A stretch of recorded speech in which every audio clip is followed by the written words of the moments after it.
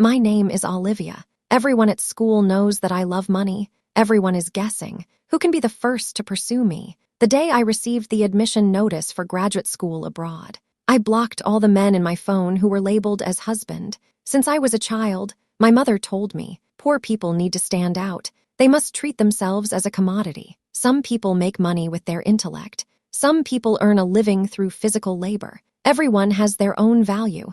Whoever offers the highest price will have the opportunity. Every time she says this, she tightly grips my shoulders, forcing me to swear repeatedly, "You must be a smart person. You absolutely cannot sell yourself cheaply, just because of a bit of false affection. Hurry up and say it. Quickly say it." When she is emotionally agitated, she would even grab my hair, forcing me to look at her regretful face. Although that face has been marked by wrinkles and age spots from the smoke and grease, it still reveals her beauty from her youth. She is the one who chose an ordinary man, among many suitors with superior conditions. In the end, my mother chose the man who always waited downstairs with a flushed face, the man holding a bunch of green rice dumplings. The man rode for an hour. He bought the dumplings from the other side of the city. He held the dumplings tightly against his chest when he handed them to my mother. They were still warm. This warmth made her feel comforted, so she agreed to accept the dumplings as a substitute for an engagement ring.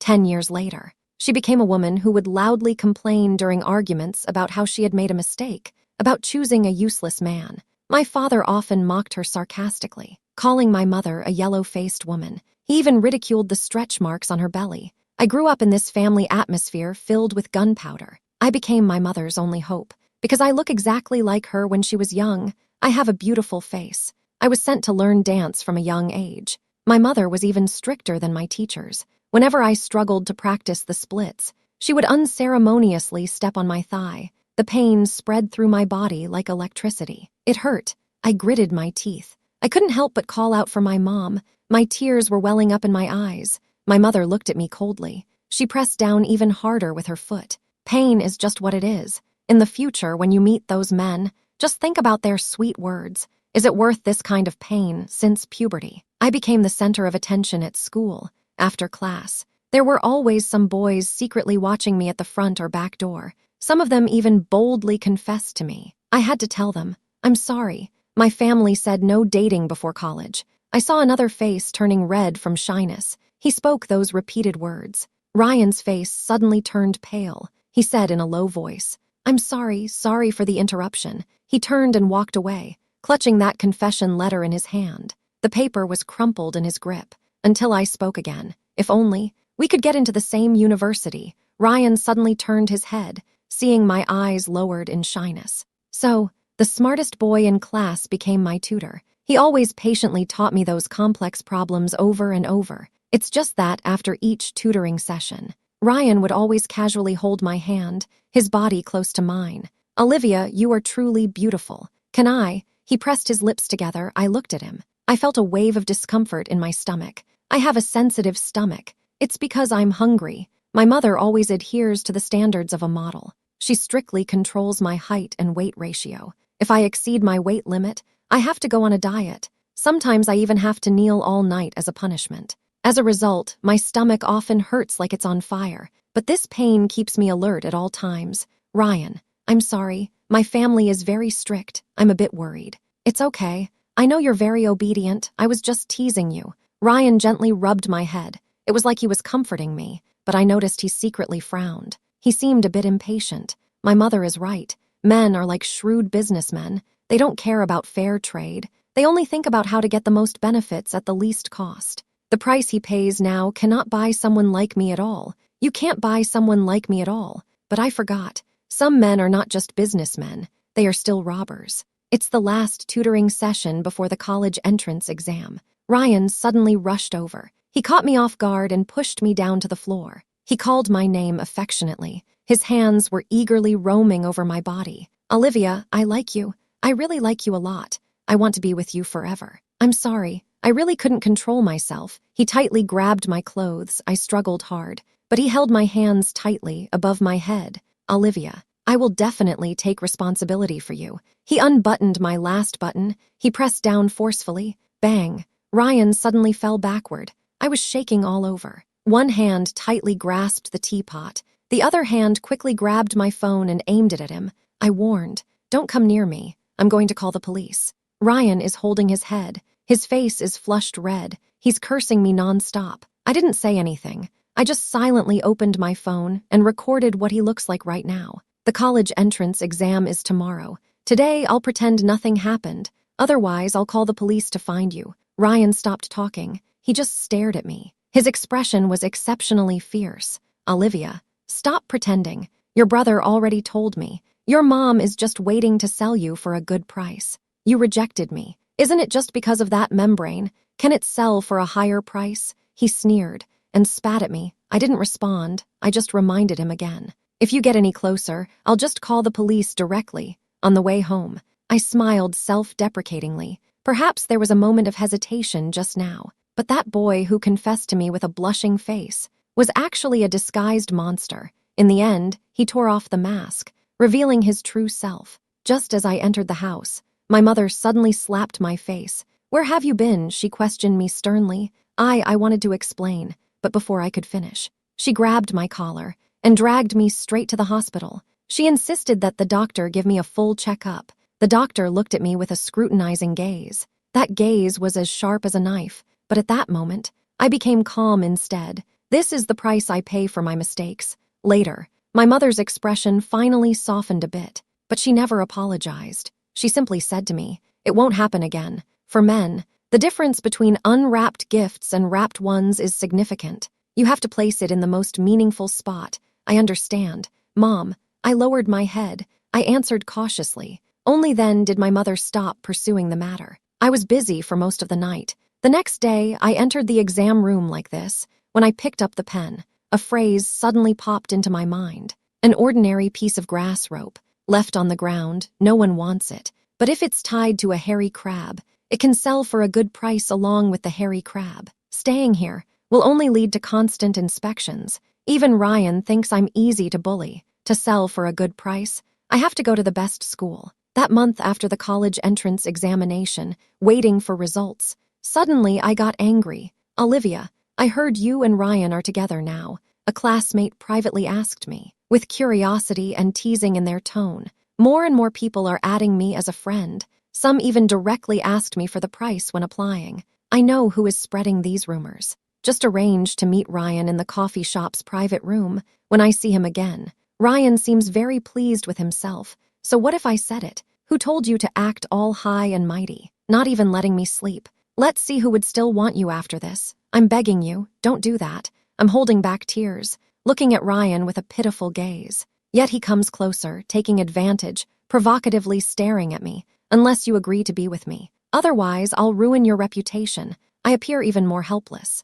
Ryan seems even more excited because of this. He moves closer to me. "No. Help," I shout loudly. He immediately covers my mouth with his hand. "Don't make a sound. I will make you feel the pleasure of being a woman." But just a little while later, the door to the private room is suddenly slammed open. A few police officers rush in. Ryan was quickly taken away by them. His hands were handcuffed behind his back. In the midst of chaos, I hurriedly straightened my clothes. I gave him a slight smile. 3 days after the college entrance examination, it just happened to be Ryan's 18th birthday. That's also the reason I chose to report it now. Wait until he turns 18. He will have to bear more serious consequences. Even if I am just a commodity, one cannot force a transaction. The rumors in the small town have not disappeared. Instead, they have become more intense. But I don't care about any of this, because I received my admission letter from Harvard. That is the new battleground I am about to go to. Harvard truly is a place filled with elites,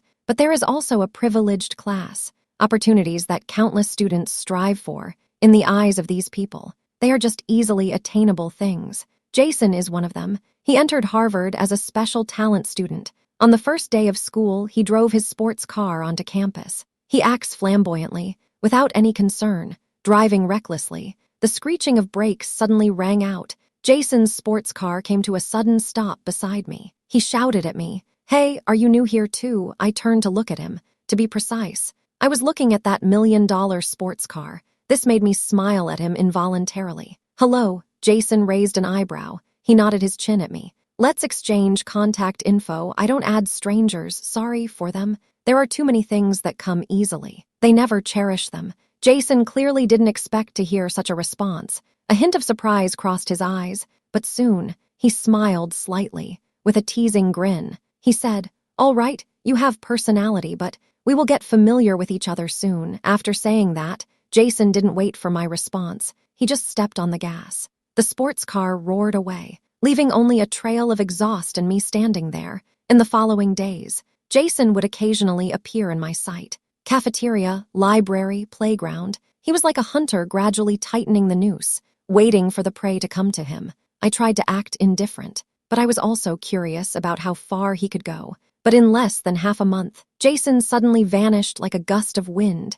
quickly disappearing from my life. Sigh, people like him generally have no patience, especially those playboys who love to have fun. The girl in my dorm gently patted my shoulder, as if to comfort me, but her eyes revealed a hint of deeper meaning. I understood. The real drama was just beginning. That night, I walked alone on the way back to the dorm. The streetlights were dim. Light and shadow are mottled. I quickened my pace, but I didn't notice the hurried footsteps behind me. Suddenly, a hand covered my mouth from behind. Another hand tightly grabbed my arm. It pulled me into the shadows by the roadside. A foul smell wafted by my ear. "Don't move, or else you'll regret it." I was so scared that I didn't dare to move. Suddenly, a sharp screech of brakes shattered the night's tranquility. Jason's sports car raced in from a distance. The headlights turned on. The intense light immediately illuminated the surroundings. The person's hand involuntarily loosened. Jason shouted,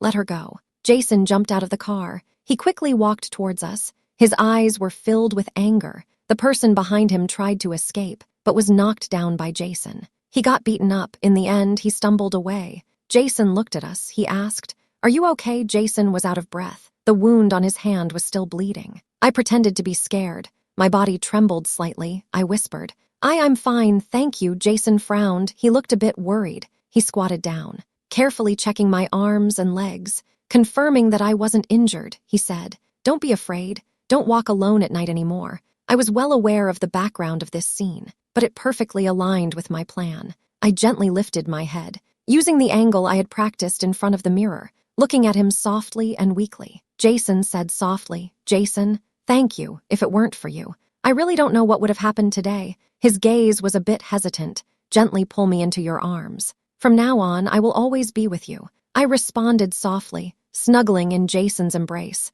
Listening to his steady heartbeat, he's acting. I'm acting too. But sometimes pretend play can turn real. Jason is quite generous. He often gives me many gifts. Among the men I know, he indeed offered the highest price. We embraced and kissed. From initial awkwardness, I gradually took the lead. He always praises me as his best student. He says I'm just a bit short of the last skill I've yet to learn. That day, Jason buried his head in my neck, breathing heavily and rapidly. My hand rested on his chest. I could feel Jason's heartbeat pounding against my palm.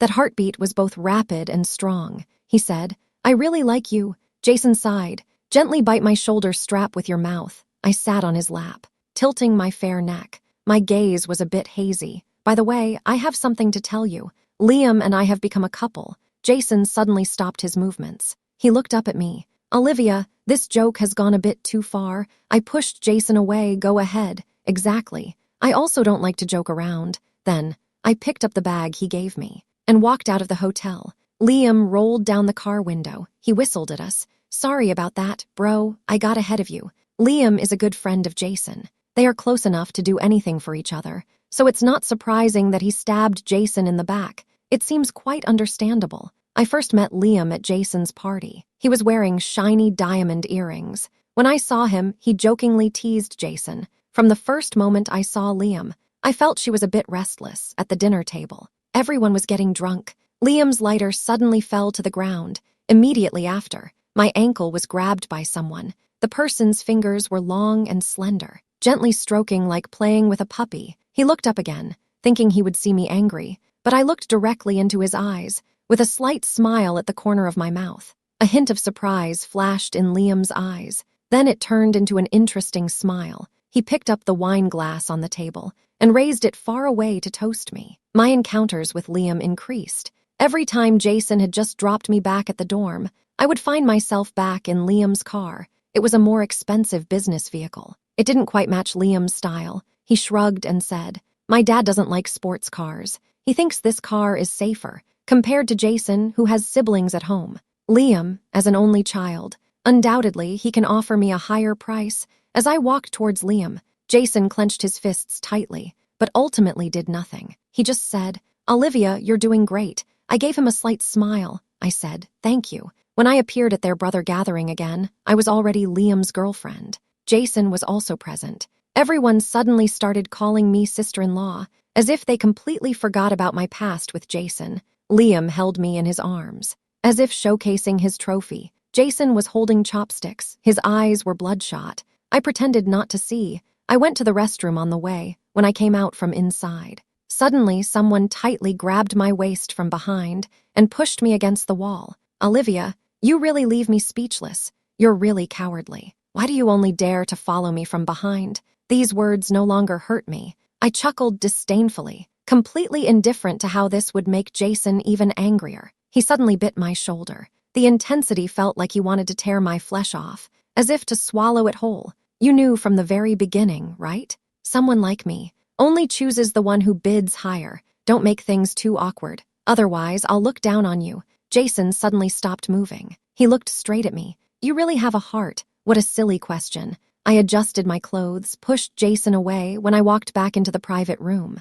Liam's gaze was scanning me back and forth. I calmly sat beside him when Jason walked in. I took a big gulp of my drink. Only then did Liam show a smile. "Good kid. What reward do you want? This is the competitive spirit of a man. The goods are displayed in the store. They can only be sold at the marked price. But now, it's at the auction house." That day, Jason was completely drunk when he was helped into the car. He was dazed and stared at me, shouting, "Olivia." Everyone's expression was a bit awkward. They all looked at Liam. "Brother Liam, Jason drank too much." Liam held me and said, "Don't worry. Just safely take him home." That night, I asked Liam for that limited edition crocodile leather backpack. He directly gave me two. Liam didn't know. That night, Jason added my alternate account. He asked me, "Olivia, if one day I can offer a higher price, will you come back?" I didn't directly say yes or no. I just sent Jason a photo. In the photo is a butterfly specimen. That was when Jason first asked me what gift I wanted. I told him.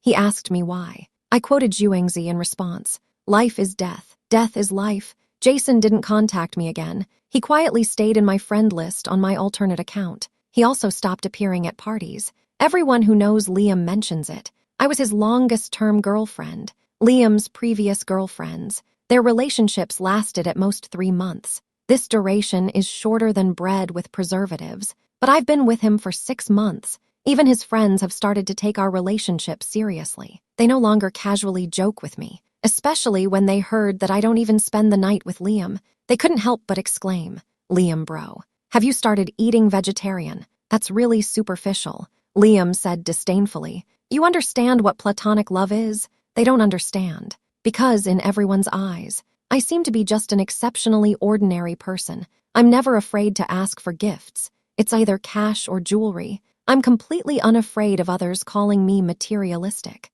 But Liam always says, "Darling, you are really special." What makes Liam so special? He is a rich kid who has mingled in debutante training classes for a long time. He has seen too many people in his social circle, sharing their looks and poses.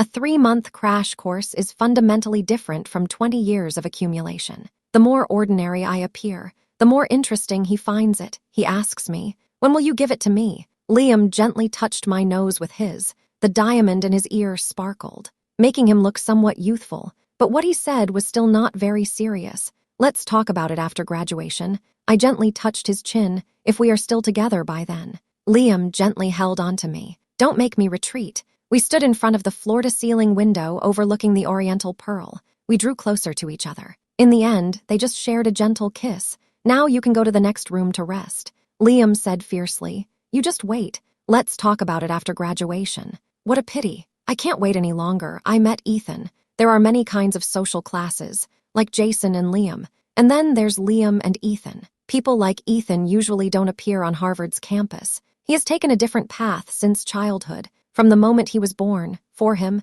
Nationality is like a label that can be chosen freely. He received the best education from a young age. His bachelor's, master's, and doctorate were completed at several top universities. It's like effortlessly moving between Ivy League schools. His circle of friends is the Hall of Fame in the eyes of others. I met Ethan at a party at Liam's house. Although they all share the surname Liam, they are still cousins, but in ancient times, they had a relationship like that of a main branch and a side branch, the always proud Liam. This time, however, he approached with a flattering smile. "Brother, long time no see." Ethan raised his cocktail glass. He smiled and greeted me. His watch sparkled under the crystal chandelier. However, from beginning to end, Ethan's gaze never lingered on me for even a second. I felt like an unnecessary ornament. Stop looking. People have already walked away. Liam seemed somewhat displeased with my expression. I never hid my true thoughts in front of him. I said to him, "Don't overthink it. Someone like Ethan has no chance." Liam looked in the direction where Ethan had walked away. He thought, if he just hinted a little, tonight he could have 10 models from different countries waiting for him to choose from in the room. I smiled. "You are overthinking it. I just like the look of his watch." Liam frowned. "Then you'll have to wait until I save enough pocket money. This watch is already a bit expensive for Liam." But Ethan clearly looks down on it, because when I saw Ethan again, he was already wearing a more expensive watch. Now, my identity is the student representative for speeches at Harvard. Ethan is one of the entrepreneurs specially invited by the school to visit. The speech I prepared a month in advance went very smoothly, just as I imagined. But just as the speech was about to end, the large screen displaying the school's research project suddenly went black. The venue became a bit chaotic. "I'm sorry. Everyone, please hold on." I took a deep breath and began to adjust the equipment. My ponytail swayed gently. The tip of my nose gradually reddened from nervousness. But the screen never lit up. I took another deep breath and said, "The next content, I'm planning to speak without a script in 10 minutes. The auditorium erupted in warm applause. I saw Ethan, sitting in the front row, lift his head. This time he was seriously looking at me. 2 months ago, I found all of Ethan's social media accounts, both domestic and international. I even didn't miss out on his music apps. He likes to use the same name. It's a simple but distinctive string of characters, although he hasn't updated it in the past few years since graduation. But I still managed to gather information about his interests during school. He has publicly dated 3 girlfriends. They all have one thing in common. They are both academically brilliant and possess a pure charm. To match this style, I specifically tied my hair in a ponytail. I wore a white shirt. She looked like she wasn't wearing makeup, but actually, I put in some thought. Light eyeliner made her eyes sparkle like a fawn. The light-colored eyeliner makes her eyes as lively as a fawn. But until we left, Ethan never found the chance to talk to me alone. Experienced men are indeed hard to deal with, but I won't lose heart. I quickly applied for an internship position at Ethan's headquarters. After running into Ethan 3 times while at work, he took the initiative to have my supervisor call me to his office. The elevator ascended floor by floor, until it stopped. The door opened. A whole floor of offices unfolded before me. The sight before me surprised me. Someone said to me, "You are Liam's girlfriend. I hope you won't do anything to embarrass him or me." This was the first time Ethan spoke to me. I smiled and asked him, "Did I do something?" Ethan squinted. His tone was calm but carried a threat. "Boss, I can have you leave at any time." "Yeah, why don't you do that?" Ethan frowned, as if he didn't understand how I could say such a thing so casually. However, in the end, he still didn't fire me, just let me go out. Coming back from the president's office, the elevator is going down. The way people around me look at me has changed. When they asked about it, I simply said, "I met Ethan once when I was the school representative at Harvard." Everyone seemed to understand, but what they really thought is hard to say. No surprise there. Liam quickly heard about this matter. He kept persuading me. "Why must you intern there? It's so far from school. Why not come to my place instead? You can set your own salary." I gently pushed Liam's head away as he leaned in and said, "This job matches my major very well, and the company is one of the top in the country. With this work experience, my resume will be more competitive." Liam's expression became somewhat serious. "Are you joking? You don't really have feelings for Ethan, do you? Stop messing around. Be obedient," I said calmly. "There's a research meeting tomorrow. My report isn't finished yet. I need to go back to the dorm first." Liam called out behind Olivia, Olivia, do you really have to do this? I didn't turn around.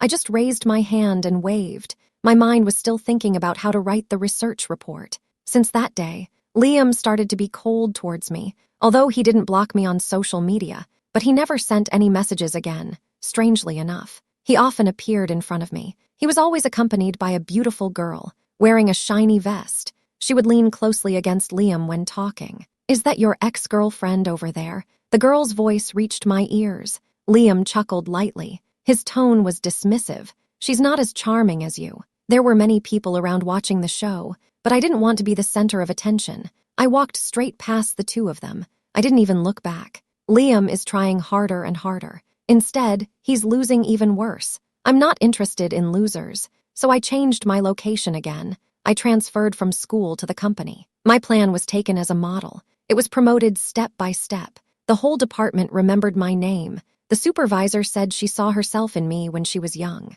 She brought me to every meeting. I didn't want to disappoint her. For work convenience, I moved out of the school. I rented a place near the company. Liam finally couldn't hold it in anymore. Messages kept coming in one after another. Olivia, did you move out of the dorm? Who are you living with now? Is it Ethan? Don't joke around. Can we sit down and have a good talk? Where are you now? I'm coming over to find you. My phone keeps ringing. I really can't take it anymore. I'll just switch it to do not disturb mode. I turned my head and continued working on the PPT, carefully calculating the cost relationships of each supply chain. 1 week later, my presentation at the company was very successful. This time I spoke as a department representative. Ethan was still sitting in the main seat.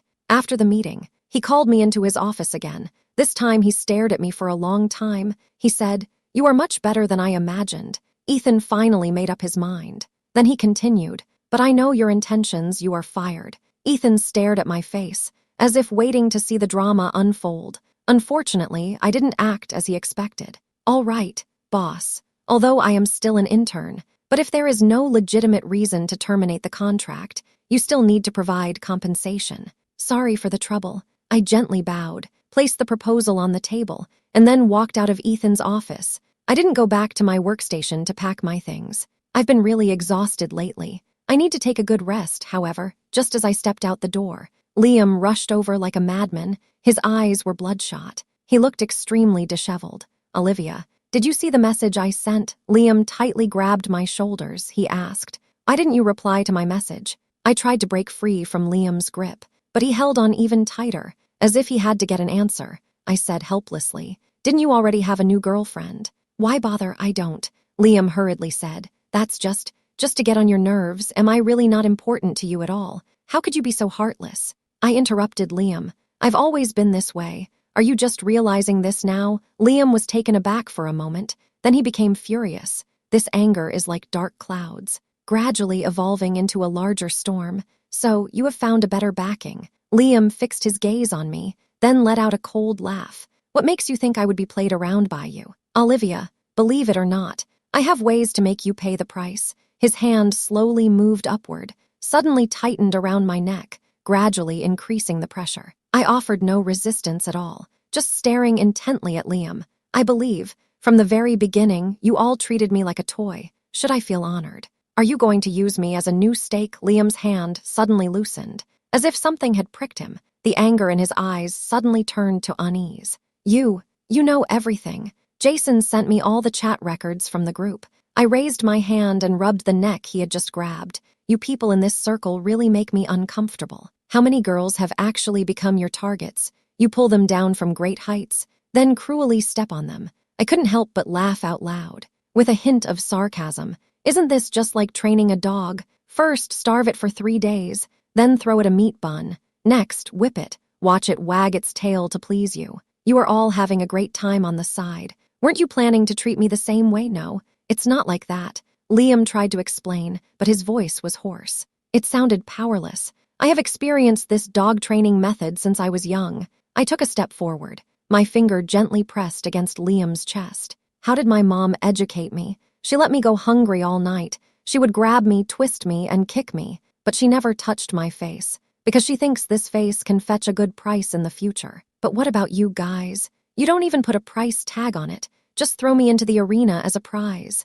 Liam's throat moved. He accidentally bumped into the wall while backing away. There is nowhere left to retreat. I'm sorry. Olivia, don't cry anymore. That's when I noticed, while speaking. My face was already covered in tears. I expressionlessly wiped away my tears. To Liam, I no longer want to participate in your game of possession and conquest. You can leave now. Liam's eyes revealed deep despair. He lowered his head. His voice was so soft it was almost inaudible. I really don't want to lose you, but I feel uncomfortable the moment I see you. Liam's face turned pale. He swayed and looked behind me. In the end, he left as if he had lost his soul.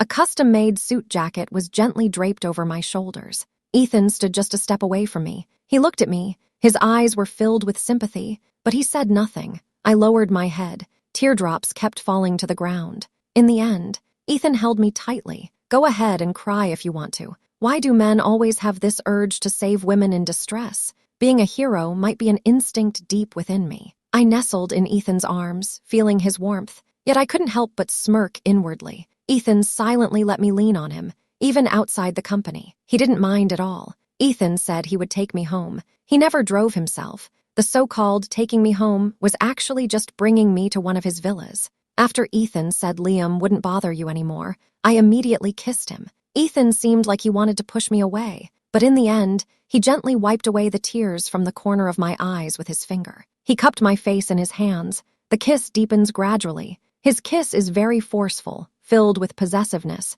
just like his business style. In the end, he almost recklessly bites my lip, and then goes down all the way. Olivia, I'm not like those immature kids at your school. You know what will happen next. There's still a chance to stop it now. Ethan looks down at me from above. He says something thought-provoking. At the same time, his hand is unbuckling my belt. I close my eyes. My eyelashes flutter slightly. Boss, if I agree, you won't fire me, right? Ethan gives a helpless smile, gently covering my mouth. The atmosphere in the room gradually becomes heated. Ethan has plenty of stamina. In the end, my voice even turns hoarse from crying out in pain. Now to say no. It's probably too late. Ethan supports my head. Your voice just now is much more pleasant than during the presentation. I want to hit him, but my arms are too sore to lift. When I woke up from bed the next day, it was already noon outside. I was marveling at the softness and comfort of the mattress, thinking about whether there would be a gold card left by Ethan on the bedside,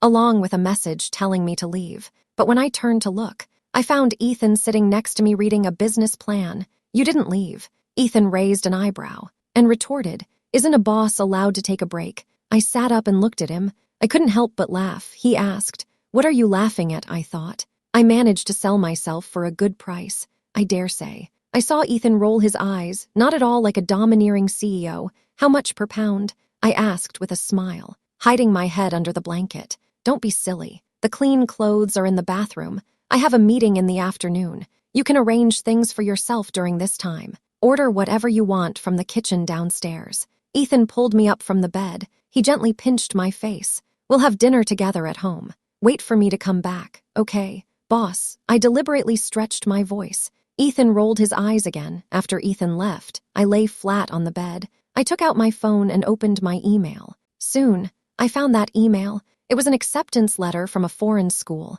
The date was a week ago. Actually, I had already made up my mind, even if Ethan didn't let me go. I was prepared to resign on my own. Since I was little, my mom told me, if poor people want to stand out, they have to treat themselves as a commodity. Some sell their intellect. Some sell their physical strength. I had no choice when I was young. I naively thought she was doing it all for my sake. She didn't want me to follow her old path. Later on, my brother was born. At that moment, I realized everything had changed. There are distinctions in commodities. I felt like a discounted, near-expiry product, while my brother was a precious item displayed in a glass cabinet. He doesn't have to go hungry. He doesn't have to attend a dance class. He doesn't always have to maintain grace and beauty. Otherwise, he would have to kneel all night. He just needs to grow up and study step by step. He doesn't need to take any shortcuts. Because the paths they took were the real shortcuts, it turns out that everything that woman said was wrong. So, why can't I transform from prey to hunter?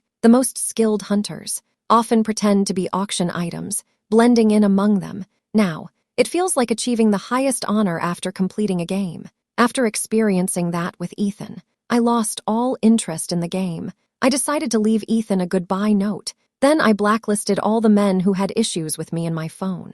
Even my mother, who is related by blood, was not exempt. It was like cutting off all the complicated ties in one stroke. After dealing with all this, I returned to the house I was renting. I grabbed the suitcase I had packed long ago and headed straight to the airport. While living abroad, my life was easy and carefree. Every morning, I would wake up in my room. I would casually grab a loose sweatshirt to wear. My hair was tied up casually. I put on my oversized glasses and then headed straight to the lab. The lab became my second home. My life became very simple. Every day I would go back and forth between my home and the lab. The gifts from those men in the past, I just stuffed them into the corner. When I was organizing the storage room, I realized the value of those things was enough for me to live here carefree for 10 years. I smiled. I casually threw them onto the shelf. However, on that day at the laboratory door, a younger Italian-American student peeked in through the door frame. He said someone was looking for you. He also mentioned that the person is from your country. They are here for some international conference. I paused, my hand holding the pipette. Through the fogged-up lens, I saw a figure slowly approaching in the corridor. Are you having fun? The man crossed his arms over his chest. His watch on the wrist sparkled in the sunlight.